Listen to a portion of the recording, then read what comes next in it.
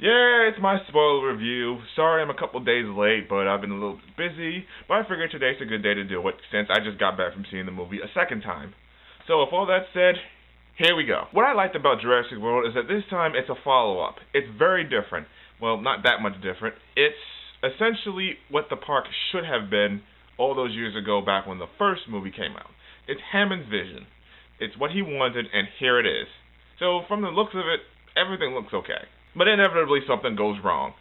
And that something involves, well, the Indominus Rex. Now, when I first saw it, I first thought, okay, how's it going to get out? And then, at one point during the scene, when Chris Pratt and Bryce Dallas Howard are surveying the animal, they notice it's gone. And everyone's just thinking, okay, how did it get out of its cage? You're telling me a 40-foot animal or 50-foot long animal or whatever got out of its cage and no one heard it, no one noticed. It says the thermal scans aren't showing anything, so that's not a good sign. But there's claw marks on the wall that Chris Pratt notices, and then Bryce Dallas Howard goes to go warn everybody else. Come to find out when they actually decide to go in there, real smart, the animal is actually still in there, and it just camouflaged and hid from thermal sensors. And when you see it, it's huge. It's humongous. It's really just a beefed-up T-Rex. They did say it was mostly Tyrannosaur DNA they used, and, well, there it is. And naturally, people get eaten. Luckily, it's not Chris Pratt, as we all know. The dinosaur got out by faking escapes. It used the claw marks as a distraction and then lured them in there so it would let them out, and now it's loose. Naturally, everything's just going to go haywire from there. It's a chain reaction. This means everyone has to go try to fight it or get rid of it. They send a SWAT team or something to go deal with it. They all end up getting killed, predictably. And it takes out its receiver. I definitely like the fact that the Indominus Rex is smart. Well, smarter than, well, most dinosaurs. As I was sitting there in the theaters, I was thinking, tricking everybody by faking claw marks. That sounds like something a raptor would do. Which is interesting because you find out later on in the movie that part of the DNA they used for the dinosaur was Velociraptor. It's apparently part raptor, and it uses it to send the Velociraptors that Chris Pratt used to control to attack his crew. So, clever. It's a new concept. I like it, and I thought it worked. It's because the Indominus Rex is just fucking scary to see. Every time it's on screen, it's really scary. You always feel there's a bunch of tension in the air, like, okay, this thing's gonna kill everybody, or whoever's on the scene. There's no escape. Even the kids manage to get caught up in it once. Well, although that's kind of their own stupidity. The older kid, while they're riding in a little hamster ball or gyrosphere, they decide to go down a restricted path and into the woods, and they see a couple dinosaurs, and then the smaller kid notices that there's another one around, and he sees it, and, well, it's a huge throwback scene to the first Jurassic Park movie where there's a huge T-Rex attack. Like, seriously, you can tell, like, the way the kids are looking at the dinosaur and the way it's attacking, it's almost the same thing, but it's not quite. Like I said, the kids actually did a decent job with what they were given. They were actually pretty good in the movie. They didn't bother me too much, actually not that much at all. I mean, I didn't care for the whole divorce backstory plot that was mentioned once or twice and never brought up again. I really didn't care. I just wanted to see action and dinosaurs. Which leads me to another thing. The kids actually were involved in my favorite non-action scene in this entire movie. You remember my original view when I said there's an Easter egg in the middle of the movie that slows down and takes you back a bit? Well, that scene involves them going through the woods, lost on their own, and they find the original visitor center from the first movie. That's right, they're in the original park. And they actually go in and see everything. You can just hear the little background music, like, in the background, and it's like, oh my god, they really took it back. They really took it back for us. It's got everything. It's got overgrown foliage. You even see the banner that said when dinosaurs rule the earth, all messed up and all dirty and stuff. It's like a serious wow moment for me, and I greatly appreciated that. And I'm pretty sure some of the older fans in the audience from the first movie definitely appreciated that too. Look, they even had the little night vision goggles that one of the kids used that got them in trouble in the first place. And the Jeep, seriously, it was a really nostalgic moment, a very heartfelt moment that just, I only wish it could have lasted longer. Now, I have to talk about this part, the ending fight. The ending towards the movie was probably one of the greatest moments in this entire movie, period. Actually, it was the greatest moment. So, Chris Pratt, Bryce Dallas Howard, and the kids are all stuck in the visitor center, and they find out the whole lab's been emptied. And they see a whole bunch of animals and stuff, and it turns out, though, it's pretty much what they use. Not just raptor DNA, but cuttlefish DNA, tree frog DNA, and a whole bunch of other things that make this an incredible Franken monster that has wreaked havoc all across the park. It's even killed larger dinosaurs for sport. Not to eat, for sport. And before anyone asks, yes, there are animals that actually do kill for sport, not just humans. And then, when the kids were escaping because there's a raptor chasing them, after it killed Vincent D'Onofrio's character, then you have two other raptors surround them, and it's like, okay, come on, that's a serious near rip-off of the climax of the first Jurassic Park movie. And now I'm expecting, okay, what's going to happen now? Is the Iris going to show up? And surprisingly, it does. Kind of coolly in the distance, like, alright, you're surrounded by 3 raptors and the I-Rex. Alright, tell me this is not a throwback. Unfortunately, it doesn't go exactly that way because the raptors eventually attack the I-Rex.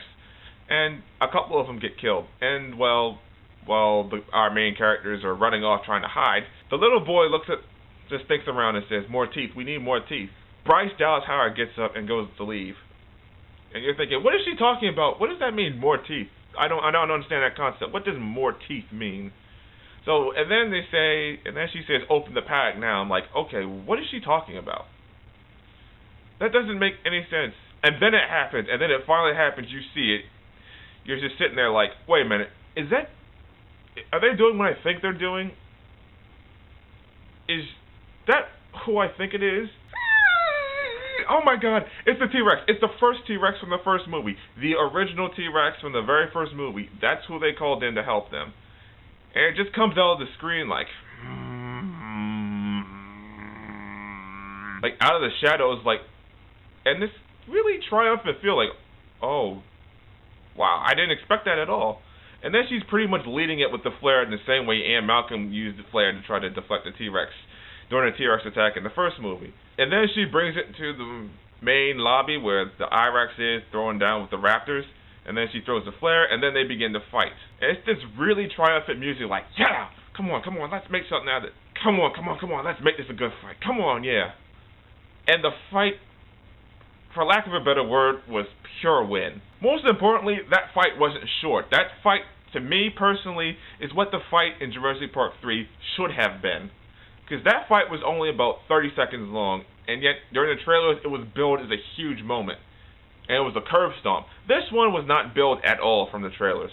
No one expected that to happen. No one expected it to be the T-Rex versus the Indominus Rex. And there was a huge fight, and it worked perfectly. There were a couple moments there where I thought the T-Rex was going to die again. Like, oh, come on. Not again. Please don't die. No. Just when you think it's getting ready to land the finishing move, you hear this raptor call from the distance, and then it's the last raptor, Blue, as Chris Pratt named it, running in to try and save the day. Granted, it's a little raptor versus a big dinosaur, so he's doing the best he can. Then the T-Rex gets up, throws a couple of punches and swipes and whatever. And then you see the I-Rex get up, and he's kind of like backed up. But he's just not backed up against anything. He's backed up against the pool. And then it only takes a couple seconds for you to figure out what's going on. Like, oh my god, the Mosasaurus is going to come out. It's the Mosasaurus. He's going to land the finishing move. And he does like, ah! And drags it back to his death. And that's the end of the I-Rex. That whole scene, from beginning to end, I could play it, I could watch it forever. It was a perfect scene. The audience actually clapped when it just pulled that finishing move. And then pretty much everything goes off. The Raptor and the T-Rex, they head off in separate directions. Speaking of the Mosasaurus, it was only in 3 scenes, that being one of them. It was a pretty cool concept. Not a big dinosaur, not very key to the overall plot. Besides that, it did kill one of the pteranodons or dimorphodons or whatever. But other than that, okay. One thing I will mention is B.D. Wong's character of Henry Wu. He's back, as I said earlier, but this time he's in charge of everything sciencey. But as it turns out, he's a little bit more sinister than I thought. He actually just wants to keep the genetics and InGen going. He just wants to take the embryos and keep the whole project alive. Even to the point where he steals some of the embryos and heads off the island and is never heard from after that. Which definitely means there's a sequel in the works. So, yeah, there's going to be a Jurassic Park 5. I don't know what they can do to top the ending scene of this one, but that's some years down the road. Oh yeah, if there's anything I want to complain about, it's the whole militarizing dinosaurs thing that Vincent D'Onofrio's character was going for. It just doesn't work for me. I just didn't care for it. That's just really stupid. You're really going to weaponize a massive killing machine that will eat everything it sees. Not to mention it's completely bulletproof. based on a few scenes it's in where people are shooting at it and, well, it just runs away like, meh. And you want to militarize velociraptors. I mean, they're fast, sure, whatever, but like Chris Pratt said, they'll eat you if you don't feed it. Do you really want dinosaurs like that on the mainland running loose where you can't account for them? Come on now, that's just dumb. Overall, the movie was thoroughly enjoyable, especially the ending fight. It's definitely going to be a sequel, and I definitely like the characters. I definitely like the whole overall thing. Were there flaws? Yeah. Were there parts I didn't care about? Yeah. But like I said, definitely a good time, definitely a worthy sequel, definitely something you need to see. So much that I already saw it twice. And, well, please, if you haven't seen it, get to it. So, what was your favorite scene in the movie? Whatever it is, leave me a comment below and tell me how you feel. Also, don't forget to check out my Twitter at AsteroidMike. Don't forget to subscribe to my blog. Don't forget to subscribe to my channel in general. Just click the link below or go on the next page. And as always, I will see you around.